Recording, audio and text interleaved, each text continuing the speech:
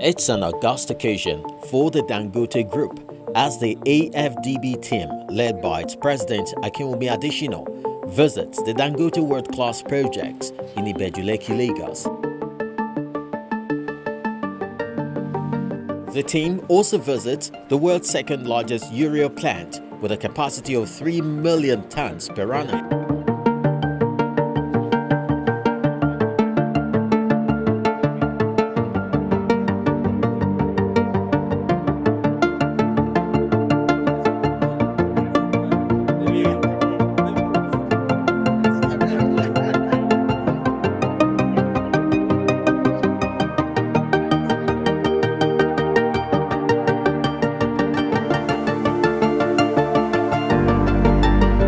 The tour takes him to the largest subsea pipeline infrastructure in the world, 1,100 kilometers, set to handle 3 billion standard cubic foot of gas per day. The world-scale gas treatment station, petrochemical complex, 555 megawatts power plant, 500 kiloton per annum polyethylene plant, and the central control room.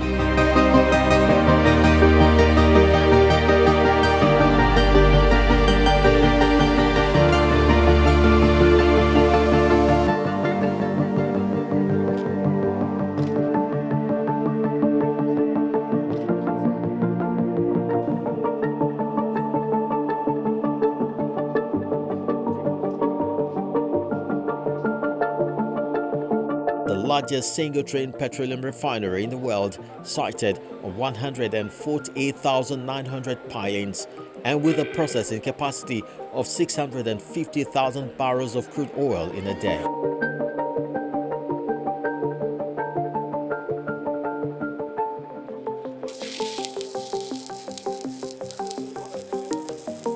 What has gone into the project and the expected outcome and impact are simply mind-blowing, according to the AFDB president.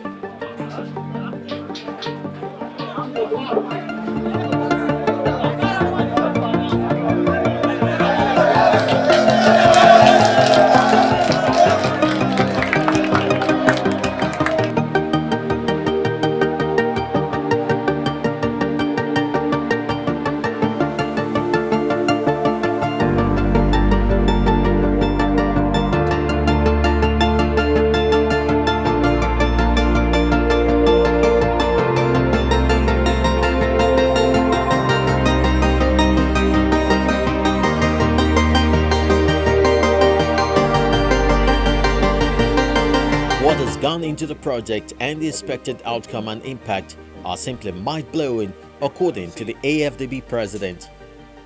Thank you very much, my dear brother, Alhaji Aliko Dangote, and all your senior leadership of the Dangote Group.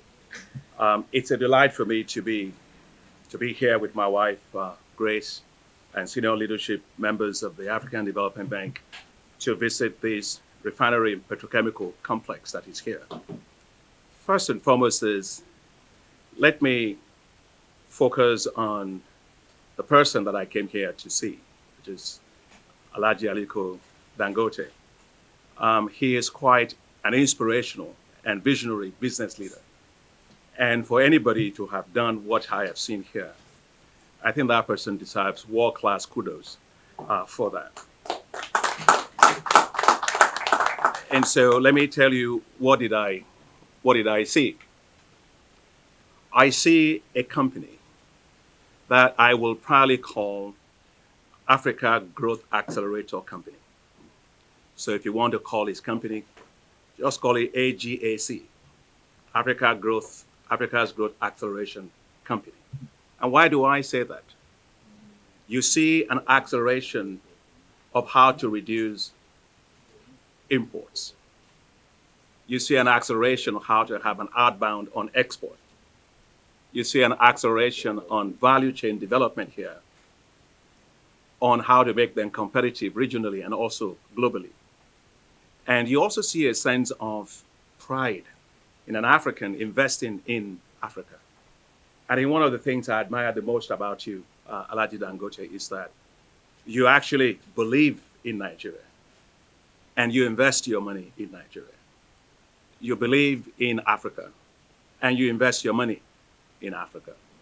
Nobody could invest the kind of billions of dollars that is here unless they actually not only have the vision, but also the commitment and the passion for their country. I think you should join me in clapping for him for that. And so, Alhaji Dangote, we are extremely proud of you and, of course, of your commitment to the continent. As I came here to this petrochemical complex and the fertilizer complex and all the things that we saw, in my mind I was thinking, what is all this thing about? It's all about how we industrialize. Africa today has probably about $38 trillion worth of natural resources, from oil to gas to minerals to metals, right? Agriculture, blue economy, everything else. But we keep exporting raw materials. And the wealth of nations, according to me, is very clear that those countries that export raw materials will become poor. And the countries that export value-added products eventually become rich because they dominate the top of the value chain. And what you see here is a man with a vision, with a passion and commitment, saying it is time for Africa to move up the value chains and dominate those value chains and be competitive regionally and be competitive globally. So I pick it up a little bit about history. Look at cement. Today, Nigeria used to be a large importer of cement. Today, Nigeria is the largest exporter of cement, thanks to investment by the Dangote Group. I think right now you must be about 49 million plus, tons, metric tons of cement. And the last I read, I saw that you were trying to make investments in also new 11 countries, of 11 plants or so in 10 countries, something like that, with probably another investment of $4.5 billion or more. So that shows that this is somebody who has the vision, the drive, the commitment to Africa's development via industrialization. And for us at the African Development Bank, one of our key work is to industrialize Africa. When you industrialize, you create jobs. When you industrialize, you do import substitution. When you industrialize, you are able to capture market shares all around the world. So as we came here today, the first thing that I saw was the petrochemical refinery. I'm blown away completely. Femi Otedola, your friend, has actually tried so much to get me to come, always you and him, when are we going to be able to do this? And finally, we got a time to come today. I can't believe what I saw. Well, you got a company here that is doing 650,000 barrels per day of crude oil refined into different kind of products. They are doing it into 33 million metric tons of products that goes from aviation fuel, goes into gasoline, that goes into diesel, that goes into polypropylene production for plastics and all of that. That tells you the value added. And so without having this, what has been the challenge for Nigeria is Nigeria imports a lot of petroleum products. We sell crude and we import refined products. It means the price is high. It means it's unstable. It's highly volatile. It also means that you lose a lot of foreign exchange. What this alone will do is to reverse that.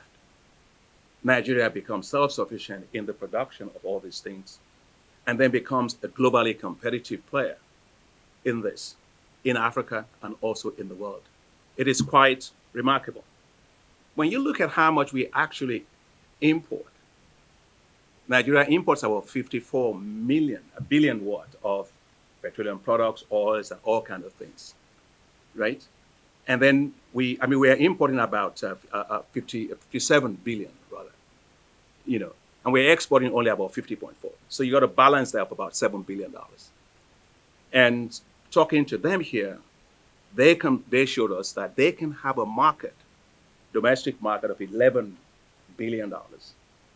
And that is incredible market. And that will save Nigeria about $9 billion a year from importing petroleum products and all of that. So this is huge for Nigeria. I want to really commend you, Alhaji Dangote, for that vision, for what you've actually done here.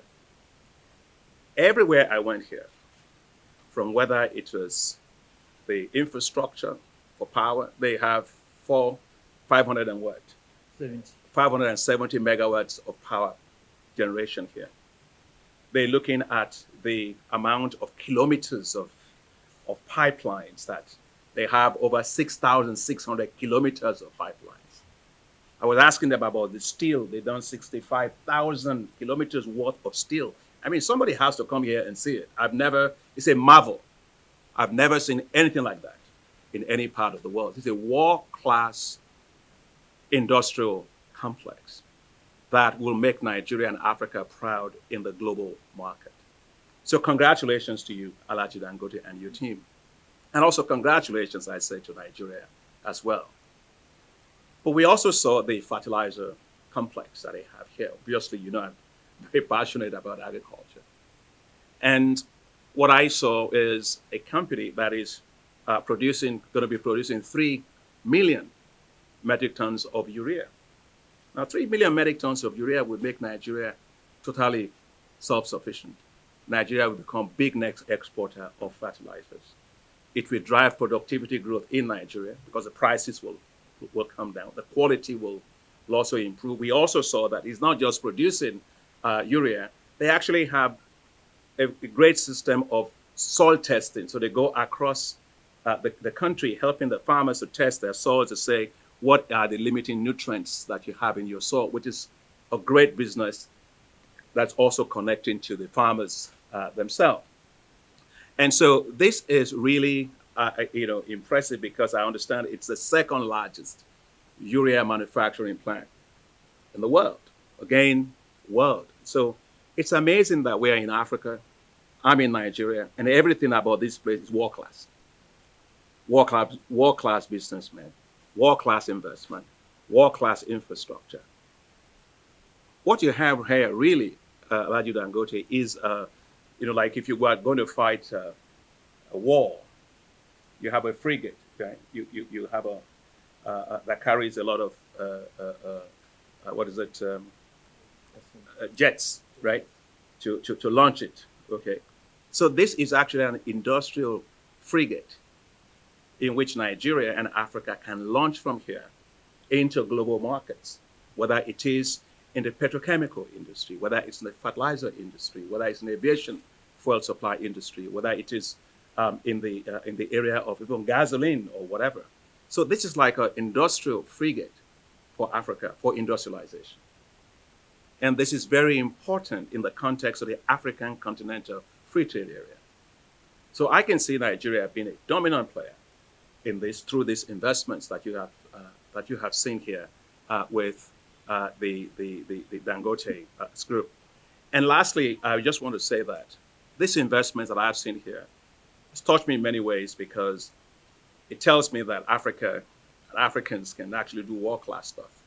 The petrochemical plant that we saw here was actually the engineering designs, the procurement, the construction, everything end to end was actually done by folks of Dangote Industries themselves. It's amazing.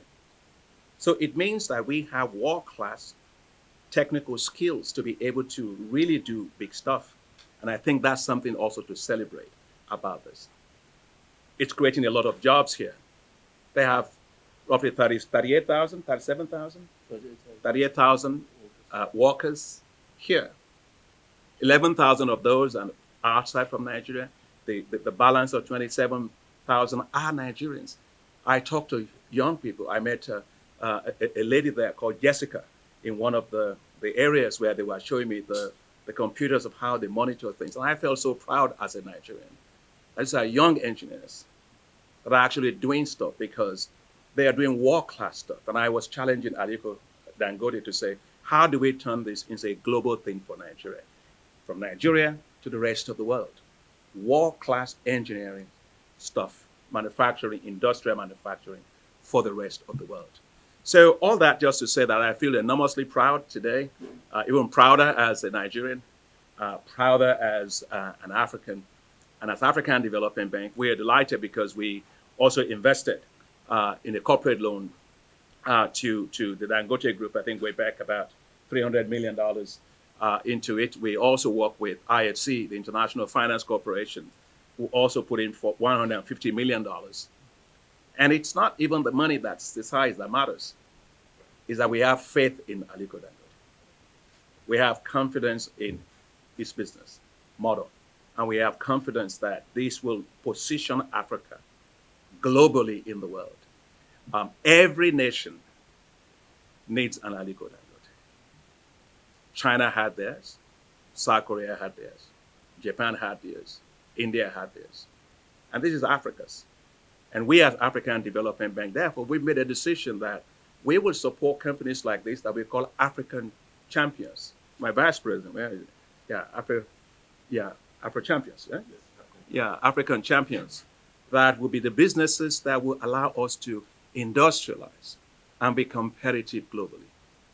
Most times that people think of industrialization, they think small and medium-sized enterprises. We are supporting small and medium-sized enterprises, and we will. But it's like a pulley system. You need a pulley to take something from the ground and move it up. So when the big guys grow, they connect to small and medium-sized businesses, and that's how you enter the global market and you become more competitive. So I want to thank you very much, Alhaji Dangote. Commend the Nigerian government for facilitating, providing the fiscal environment for you to be able to do this. One of the things that he told me was the road, I think, that you are constructing with tax credits, deferred tax credits that allows you to do some of these roads. So I want to say that the private sector needs to continue to be supported, given the environment for them to invest. And I have no doubt that it will be soon Nigeria taking on the rest of the world and Africa also taking on the rest of the world. We are proud of you, Aliko Dangote. You can clap for him again.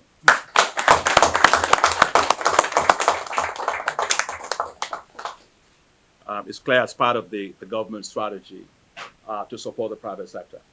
I was very pleased to have been invited by His Excellency the President Muhammadu Buhari, to address the ministerial retreat. And there was quite a lot of discussion there about how to support the private sector even more. So I think both in terms of fiscal policies to make it better for them, that's very, very important. And the government is doing that. It can do more. The other one, which I think is important sometimes, is a lot of time is infrastructure. Because without infrastructure, we really can't do much. For example, if you look at the infrastructure that he has had to build here, it's amazing, right? The roads, the water. They have water here of about almost 440 million liters of treated water that is coming out of here. You have energy. You have a lot of things that they are doing for themselves. So I think that increases the cost of doing business. So continued investment in infrastructure will lower the cost of doing business. I also think that it's one other area is just consistency and stability of policies. Governments come and governments go. Businesses always continue. So, but when investors put in so much money, they have to be assured that there's going to be consistency of policies, and that's very, very important for us to do. And I think, we also have to promote our own successes.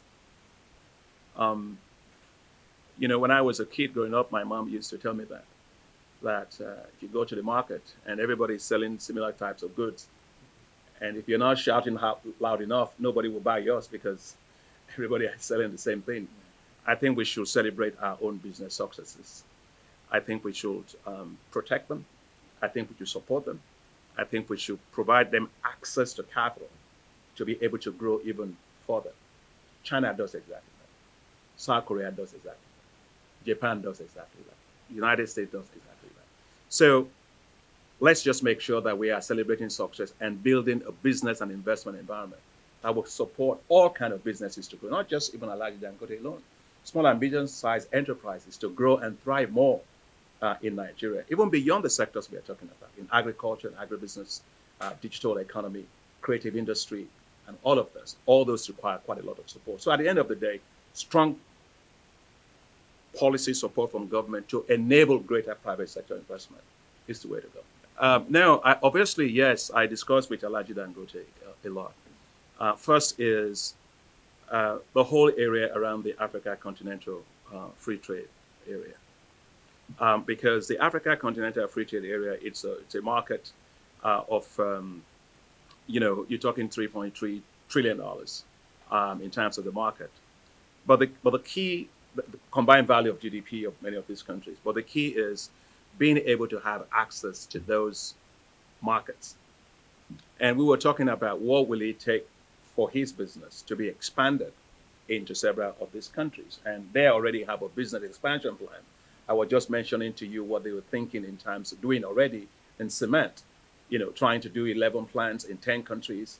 And by the way, I understand you also want to do Nepal or something. It's part of your expansion plan, right? So expansion into the rest of Africa, key. Secondly, is in terms of infrastructure that we can do to support businesses like his and all businesses. Infrastructure is like the water that makes all boats to float. It makes all the boats to rise, right? So whether it is infrastructure for roads, corridors, digital infrastructure, electricity, water, sanitation, these are critical infrastructure. But taking of roads, because I know how much kilometers of road he has had to build here, how you evacuate products into the rest of Africa is the key. We saw in this plant today, the fertilizer plant, they had about 81, there were trucks that were all trying to carry out a urea, urea to rest of Nigeria. And the issue is the road network needs to be built better, and a lot is being done already, but also into the rest of West Africa. So the African Development Bank, we worked with the ECOWAS Commission to do a feasibility study which has been completed for the Lagos-Abidjan highway, corridor. And that will open up the entire West Africa area to businesses out of Nigeria into to be able to participate at a lower cost in the rest of Africa as part of the Africa Continental Free Trade Area. The bank is invested, I think, about $428 million on the road between Bamenda in Cameroon, actually linking Enugu to Bamenda in Cameroon, which again would make it easier for evacuation of products, right? And so these are the infrastructure investments that we can make to facilitate business here. And of course, in Lagos, the congestion at the port is also one of the things that we're discussing, that we're trying to see how we can support, bringing best practices to help Nigerian government to improve that as they want to. And the last thing that I want to say about we discussed is, if you go today and you look at those countries that are doing construction, so you have China, you have Turkey. Now, what makes them different is because if you look at Turkey, for example, they have first-class engineers, they have architects, they have construction workers, and all of this. And when they come to a country, they come full load, okay? And they do all the work. From here,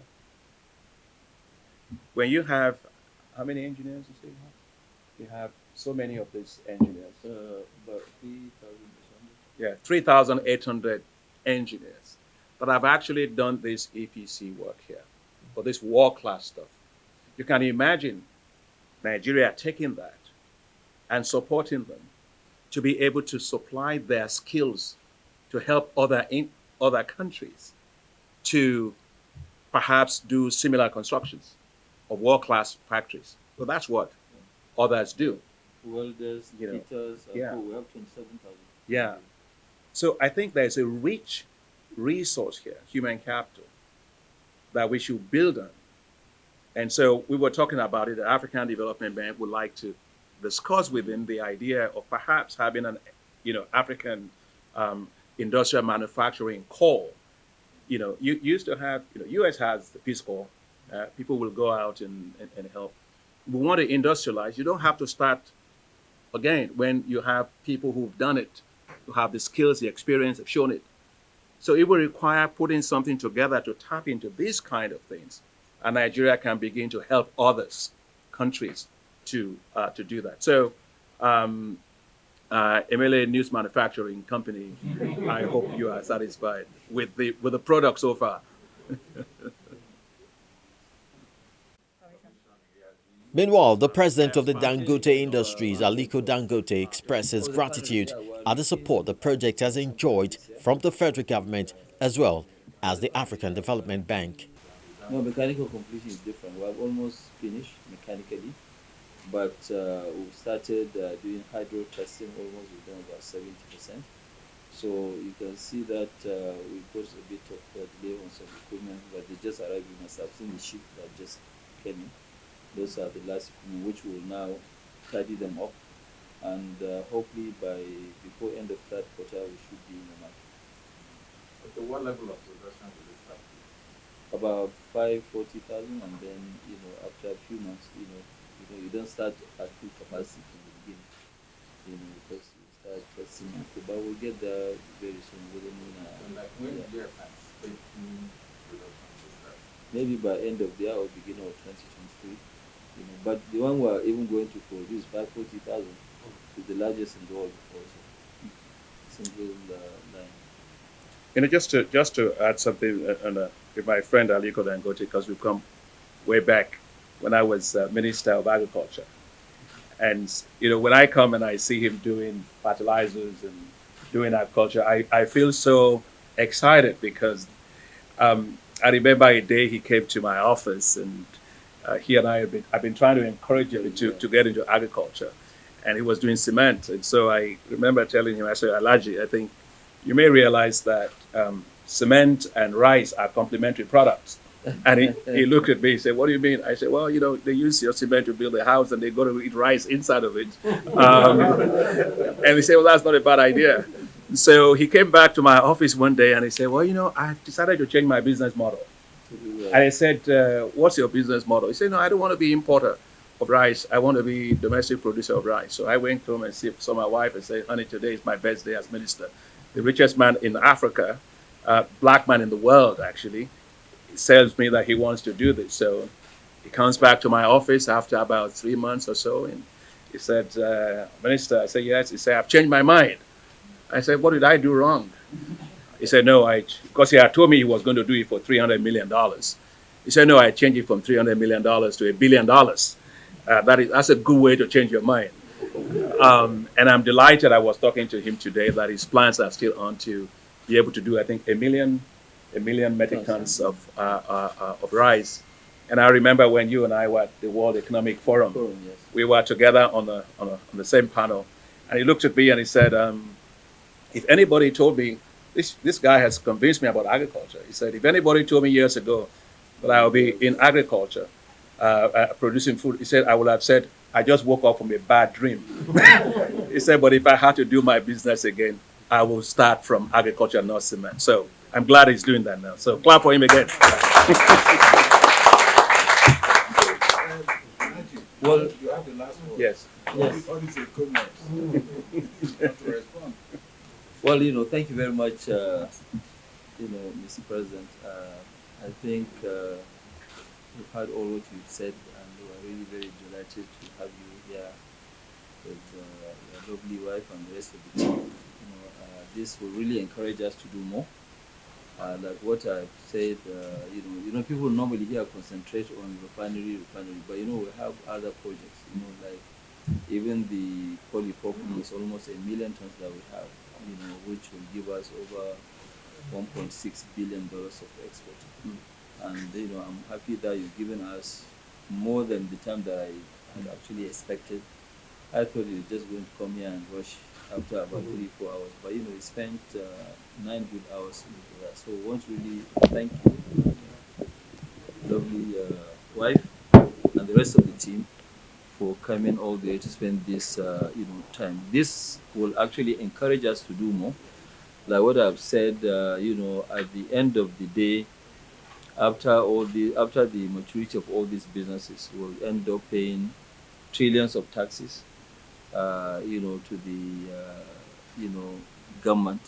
You've heard what our group managing director said earlier on when we were having lunch, that people really don't understand that, government collects about 55% of our revenue as taxes, different taxes, you know, value added tax, corporate tax, education tax, withholding taxes when you are paying dividend, so, and we're not really complaining. We're happy that at least we're giving our own best, but also to really thank Mr. President, President Buhari, for having this creation of road tax credit. The road tax credit, yes, is only good for companies that pay a lot of taxes. I mean, for us, even corporate tax by, this year will be in about $250 billion in terms of, taxes. So that can help us to now build a lot of roads, not only for our use, for everybody's use. If you look at what we've done now in, on Isolo. So right now, on Isolo is 10 lanes, which starts from Apapa infrastructure up to the toll gate between Lagos and Ogun State. And then we are doing the Papulanto one, we are doing the Kaduna bypass, where trucks can easily go to the rest part of the north from Kaduna. We are doing the deep sea port, which is here. So far, I think the government have actually, given us almost about 400 billion naira worth of roads. I mean, the only company that took more than us is NNPC with 600, billion. And I think that can help to accelerate the infrastructure, which we're dying for. I mean, if you look at a company like ours, where we operate over, Africa-wide 12,000, trucks, but out of that 12,000, almost 10,000 in Nigeria. So we do need infrastructure. And the only way to create this infrastructure is not through budget, it's through this kind of means. So these are the areas where we will now look for, banks, because obviously we cannot, what we are doing, we're actually paying taxes in advance. So we don't want to dip our hands into our capital by, locking our capital in infrastructure. Obviously, as we go along, we're making money, we'll be building more, infrastructure, and I want to really thank also, President Buhari, Governor of Central Bank, Minister of Finance, yourselves, for encouraging us to do this kind of huge projects, because without the support of the government, the central bank and the bankers, development banks like yours, there is no way we would have actually succeeded in building this massive, industrial, park. It's a major revolution. Once we finish, definitely, it will put Nigeria on the map. So I want to thank you for your support. And obviously, as Oliver Twist, when we think of other projects, we'll come back to you for a bigger support. So thank you very much.